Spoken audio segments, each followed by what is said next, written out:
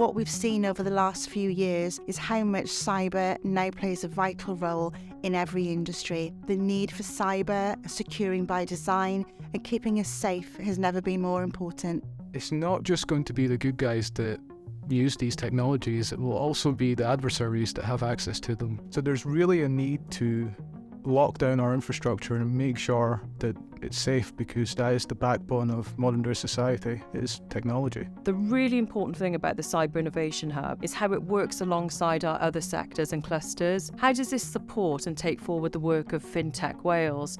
How does this support and take forward our work around medical devices and diagnostics, around the media industry, around compound semiconductors? Because the skills base that you need for cyber around data and digital competency underpins all of those other sectors. So one of the real benefits of having a cluster is that it can attract talent.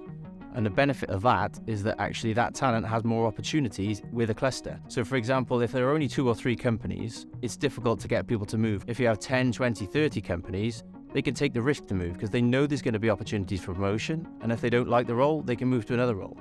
South Wales is the perfect place to create a cyber innovation cluster. I think you've got the perfect ingredients for it. You've got academic research at Cardiff University. You've got some fantastic teaching at the University of South Wales.